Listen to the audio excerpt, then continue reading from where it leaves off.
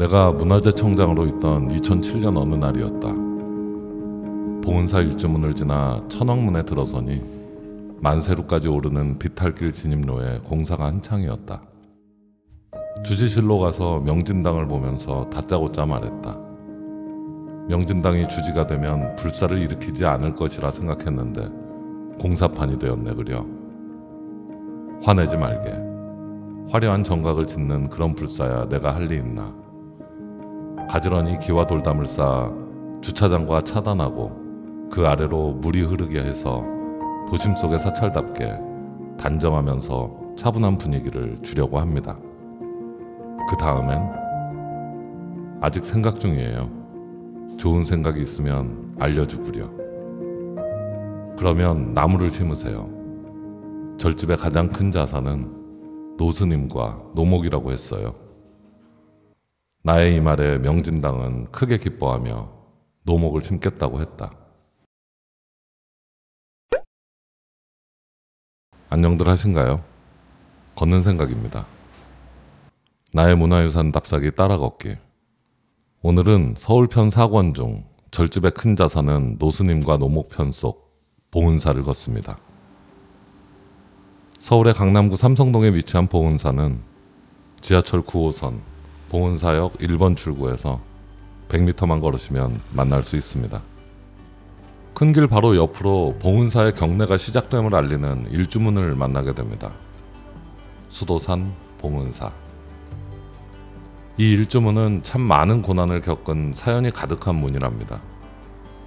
이 근방이 도심으로 개발되면서 1986년엔 양평 산하사로 쫓겨났다가 2011년엔 다시 양주 오봉암 석굴암으로 옮겨져 그나마 잘 자리를 잡는 듯 했으나 다시 봉은사로 돌아와 어울리지 않게 세워져 있습니다. 유홍준 교수께서는 이 일주문을 천덕꾸러기로 여기시는 듯 했습니다. 이 문이 봉은사의 첫인상에 손해를 끼치고 있다고 말씀하시네요. 일주문을 지나면 바로 진여문이라는 이름을 갖고 있는 천왕문이 나옵니다. 문 안쪽으로는 제가 무서워하는 사천왕들께서 성역을 수호하고 계십니다. 형들 왜 눈을 그렇게 떠? 지금의 사천왕상은 2020년에 새로 세워진 것이고 본래의 봉은사 목조 사천왕상은 서울시 유형문화재로 지금은 수장고로 옮겨져 있다고 하네요. 절의 진입로 오른쪽으로 비석들과 승탑이 줄지어 서 있습니다. 하나는 조선시대에 봉은사를 반석에 올려놓은 보우스님의 승탑이고 다른 하나는 강남 개발의 압력을 슬기롭게 극복한 영암스님의 승탑입니다. 진입로를 따라 대웅전으로 들어가려면 절에서 보통 만세루라 부르는 2층 느마루 아래 계단을 올라야 합니다. 그런데 이분은 금복주의 그분 아닌가요? 죄송합니다. 불경했네요.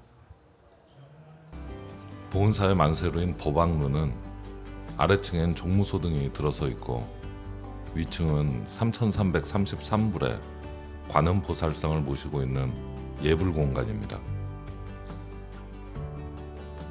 불상이 정말 정확히 3333개일까요? 세보고 싶었지만 참아냈습니다. 제가 방문한 날엔 바닥과 천장을 공사 중이어서 조금 어수선한 느낌이었지만 화려한 불상과 거대한 탱화는 저를 압도시키는데 부족함이 없었습니다. 천장엔 LED 전구로 보이는 것들이 촘촘히 설치된 것 같던데 도저히 용도를 모르겠습니다. 아시는 분 계시면 댓글 좀 부탁드리겠습니다. 임진왜란 시기에 맹활약하신 서산대사 휴정과 사명대사 유정도 이 봉은사 출신들이라고 합니다. 봉은사에서 치러진 승과시험에서 합격하신 분들이라고 하네요. 마침 법왕루 외벽에 당시 승과시험을 치르던 모습이 그려져 있습니다. 저 수험생 중 한 분이 사명대사거나 서산대사겠네요. 그나저나 신발 잘못 신고 가신 분은 빨리 연락주세요.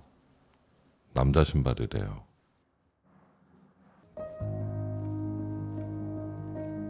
본래 사찰답사의 핵심은 대웅전이다. 봉은사 대웅전은 우선 현판부터 눈에 띈다. 글씨의 모양새가 반듯하지 않지만 뻗어나간 필획에서는 강철을 오려놓은 듯한 강한 힘이 느껴지는 아주 개성적인 서체다.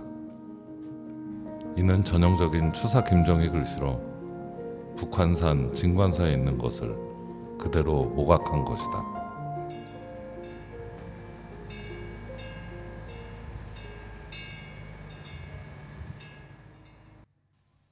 고개를 살짝 숙이고 있는 삼존불상의 온화한 표정이 인상적입니다. 마치 기도를 정말 듣고 있는 듯한 표정이네요. 대웅전 마당의 양편으로는 심검당과 선불당이 위치해 있습니다. 본래 부엌으로 사용되는 심검당은 문자 그대로 해석하면 칼을 찾는 집이라고 합니다. 여기서 칼이란 번뇌를 자를 수 있는 지혜의 칼이라고 하네요. 심검당을 마주보고 있는 선불당은 참선하는 선방으로 참선 수행을 하기 때문에 선불당, 즉 부처를 뽑는 곳이라는 뜻의 이름이라고 합니다. 봉은사는 추사 김정희와의 인연이 깊습니다. 추사는 그 생의 마지막을 바로 이 선불당의 남쪽 벽에 딸려있는 목조 가건물에서 보냈다고 합니다. 선불당 뒤로는 템플스테이를 위한 숙소 겸 전통문화 체험관인 수월관이 있습니다. 속세와 가까워서 템플스테이 하기에 적적하지는 않을 것 같습니다. 수월관 이쪽으로는 돌아가신 분들의 극락왕생을 기원하는 장소인 지장전이 있습니다. 이날도 누군가의 제사를 지내고 있는 듯 했습니다.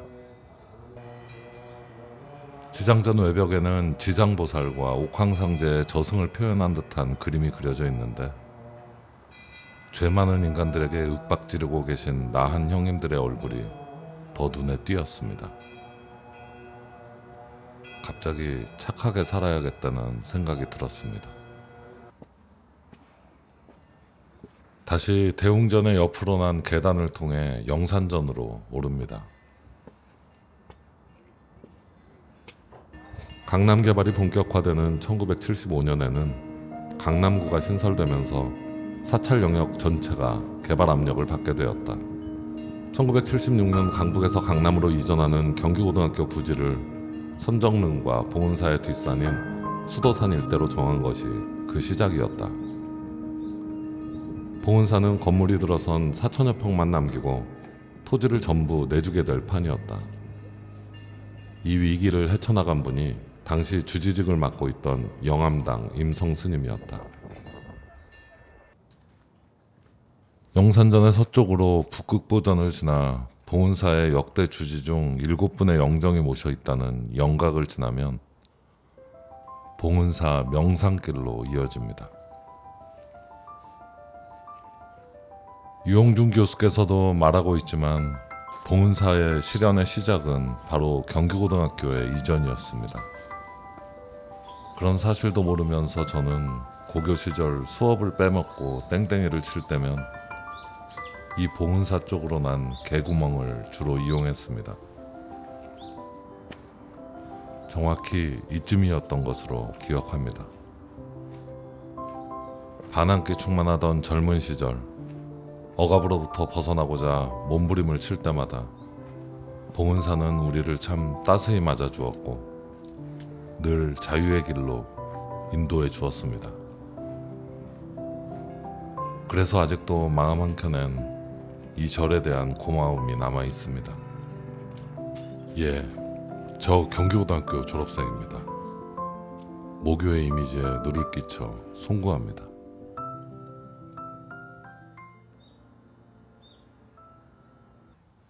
판전은 남호 영기스님께서 화엄경 소초본 80권을 3175매의 목판으로 새기고 이를 보관할 경판고로 지은 건물입니다.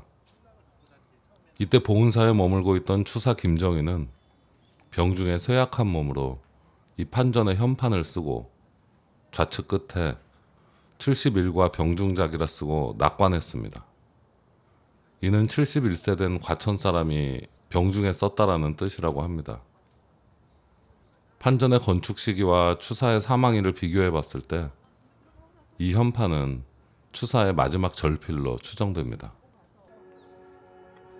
봉은사는 신라 원성왕 10년에 연회국사가 창건한 견성사의 기원을 두고 있다. 이후 통일신라 고려시대의 상황에 대해서는 알려진 것이 없다. 견성사가 다시 역사 속에 등장하는 것은 1495년에 타계한 성종의 설릉이 견성사 곁에 조성되고 나서다. 이에 견성사는 왕릉을 지키는 왕실의 원찰이 되어 연산군 4년에 크게 중창하고 절 이름도 능침사찰에 걸맞게 봉은사라는 새 이름을 얻었다. 미륵대불 맞은편으로 미륵전 계단을 내려가 범종각으로 향하다 보면 과연 강남 금싸라기 땅에 큰 사찰답게 포르쉐가 주차되어 있습니다.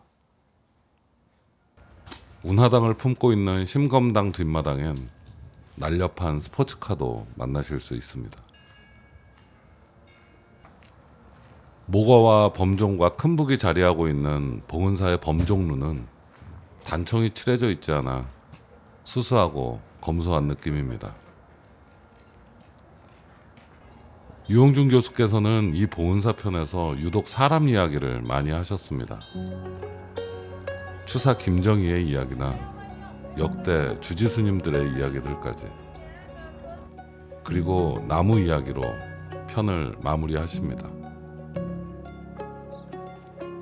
아마도 변화무쌍한 세상과 긴 시간 속에서 온갖 고초를 겪을 수밖에 없었던 이 사찰을 지켜낸 것은 나무처럼 이리저리 굽어지고 부러져도 지혜롭게 그 뿌리를 잃지 않았던 아름다운 사람들 덕이라고 말씀하시는 것 같았습니다. 봉은사는 많은 정각을 지닌 큰 절입니다. 그러나 어느 쪽을 바라봐도 눈에 걸리는 높고 거대한 건물들 때문인지 제 마음엔 좀 초라해 보이기도 했습니다. 하지만 절의 구조나 전각들의 의미를 알고 본 것은 오늘이 난생 처음이었습니다.